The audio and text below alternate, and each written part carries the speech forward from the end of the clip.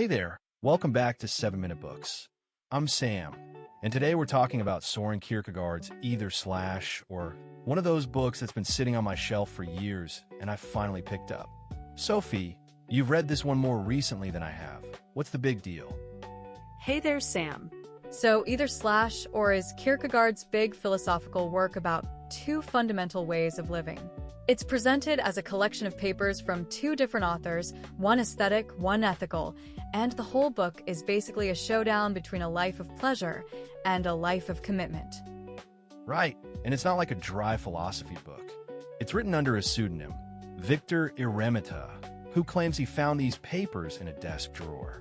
So you're reading these very personal, almost literary essays and letters. Exactly. And the first half is from this young guy called A, who is all about the aesthetic life. He's into music, seduction, living in the moment.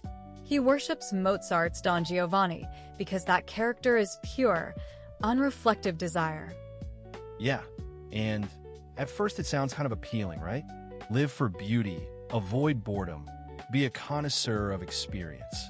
But then you realize he's actually miserable. He writes about boredom being the root of all evil. Totally.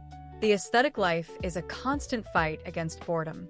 Every thrill fades, and you need a bigger thrill next time. Kierkegaard says that life ends in despair, even if you don't admit it. And that's where the second author comes in, Judge William. He's the ethical guy, married, a civil servant, all about duty and commitment. He writes letters to A trying to convince him to make the leap. What's interesting is that he doesn't say pleasure is bad. He says it has to be put in a framework of commitment. Like marriage, it's not the end of romance, it's the real thing because you've chosen it. There's this idea that the ethical life isn't about choosing between good and evil. It's about choosing to choose. It's the act of commitment that makes you a self. Exactly. Kierkegaard calls it the leap. It's not a rational calculation. It's a passionate decision that transforms your whole existence. And the aesthetic person tries to avoid that leap, but avoiding it is itself a choice.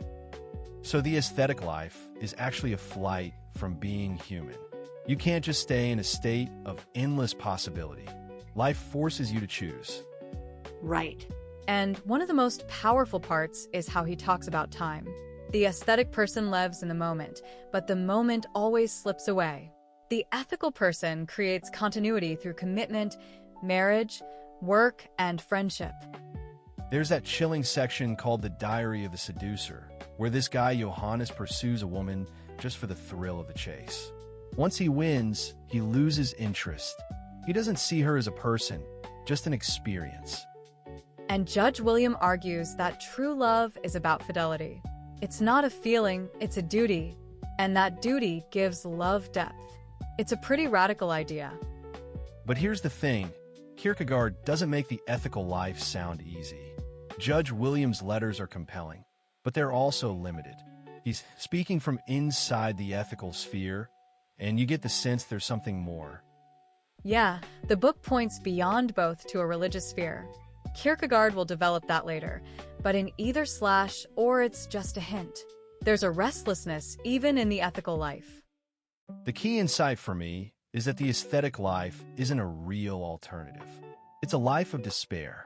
The ethical life is a life of hope, because you're actually becoming a self. And Kierkegaard understands the appeal of the aesthetic. He's not a moralist. He knows it's seductive. But he says it's actually a kind of slavery. You're driven by your desires and moods. The ethical person, by accepting limits, becomes free. That's the paradox, isn't it? Freedom through commitment.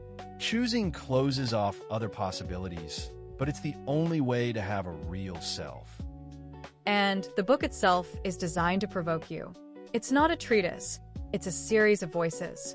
The pseudonym, the found papers, Kierkegaard wants you to struggle with the questions yourself. So what do you actually take away from this? For me, it's that I can't just drift. I have to make choices and own them. That's how I become who I am. Totally. And if you want to chew on that more, the full summary is on the 7-Minute Books app. Over 6,000 fiction and nonfiction titles you can read or listen to in any language. It's $2.99 a month, $9.99 a year, or $19.99 for lifetime access. Just go to 7minutebooks.com/app. It's a book that really stays with you. I'm glad we finally talked about it. Yeah, either slash or reminds us that we can't avoid the fundamental question, how shall we live? And it's a question worth asking. We'll see you in the next one.